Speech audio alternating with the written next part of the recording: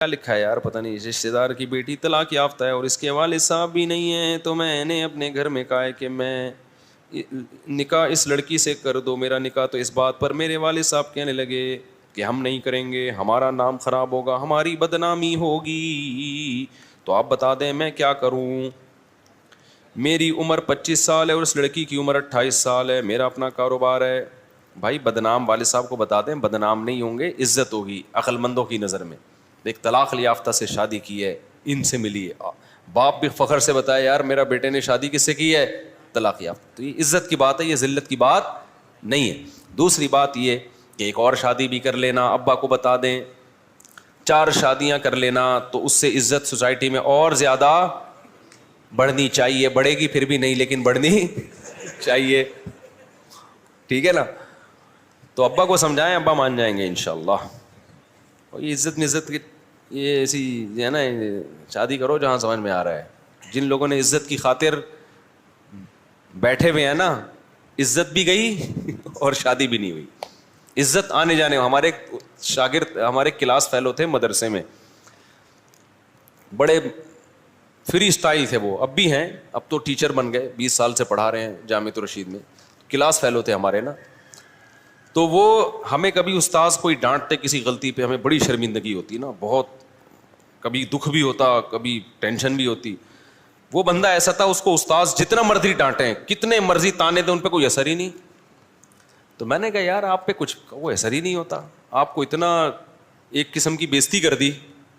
استاذوں کے ڈانٹنے سے بے عزتی نہیں ہوتی، لیکن بہرحال کبھی کبھار فیل تو ہوتی ہے نا کہ حد زیادہ ہو گیا۔ تو وہ ایک جملہ کہتے تھے، عزت ہمیشہ یاد رکھو آنے جانے والی چیز ہے، کبھی آتی ہے کبھی جاتی ہے، تو جو آنے والی چیز ہے اس پہ ٹینشن کس بات کی؟ تو بڑا اچھا لگتا تھا مجھے ان کا یہ ملفوظ کہ عزت آنے جانے والی چیز ہے۔ ایک آدمی کسی محلے میں گیا، پھر آ کے تبصرہ کرنے لگا، اللہ کا بڑا فضل ہے میری عزت نہیں ہے۔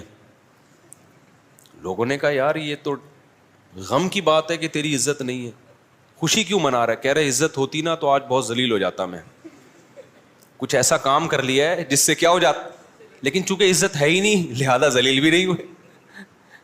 الٹا کام کرنے سے عزت دار آدمی ذلیل ہوتا ہے نا، جو پہلے سے ذلیل ہو وہ ذلیل ہوتا ہے؟ بولو نا۔ دیکھو میں نے جب دوسری شادی کی تھی میں بہت ذلیل ہو گیا تھا، طبیعت سے ذلیل ہوا تھا میں۔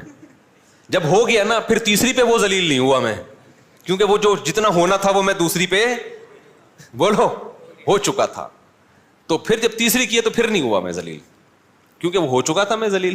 لوگوں نے کہا تو کتے کو کتا بولو، کتے کو بے عزتی محسوس ہوگی؟ نہیں ہوگی، وہ تو ہے ہی کتا، اس کو پتا ہے یار میں تو کتا ہوں، کچھ اور بولو گے تو چوہا بولو گے تو شاید اس کو غصہ آ جائے۔ تو کچھ کام، میں نہیں کہہ رہا کہ ذلیلوں والے کام کرنا شروع کر دو، لیکن کچھ کام ایسے ہوتے ہیں کہ وہ ہوتے اس میں عزت ہے لیکن لوگوں کو اس میں ذلت محسوس ہو رہی ہوتی ہے، تو ایک دفعہ کر لو، آپ وہ کر کے جتنی بے عزتی ہونی ہے ہو جائے گی، اس کے بعد آپ بے عزتی لیس ہو جاؤ گے، ٹھیک ہے نا؟ پھر وہ کام کرنے سے بے عزتی نہیں ہوگی۔ تو آپ یہ جو صاحب ہیں اس بیوہ سے شادی کر لیں یا طلاق یافتہ سے، ایک دفعہ طبیعت سے بے عزتی ہو جائے گی، پھر جتنی بھی شادیاں کریں گے بے عزتی نہیں ہوگی، کیونکہ عزت ہوگی ہی نہیں تو بے عزتی کا خوف بھی نہیں ہوگا۔ ایک دفعہ کرو، لیکن بیویاں مل جائیں گی آپ کو۔ یہ ٹائٹ ہو جائے گا کہ نہیں ہو جائے گا؟ ہم لوگ بچپن میں ٹائٹ کو بولتے تھے ٹینٹ ہو گیا، ٹینٹ۔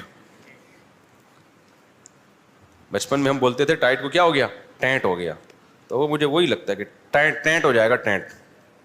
اچھا میرے بھائی، میرا ایک دوست تائیوان میں ہے، انہوں نے مجھے ایک مدرسے کے لیے پیسے بھجوائے ہیں، میں نے ان کا شکریہ ادا کیا تو انہوں نے کہا کہ آپ کو مجھ سے زیادہ ثواب ملے گا۔ میں نے کہا آپ کو ملے گا تو کیا کرنا ہے، اللہ کی مرضی، جس کو زیادہ ثواب دے دے، دونوں کو ملے گا انشاءاللہ۔ مفتی صاحب میرے یہ تو ہو گیا مسئلہ نا، بس مسائل ختم ہو گئے۔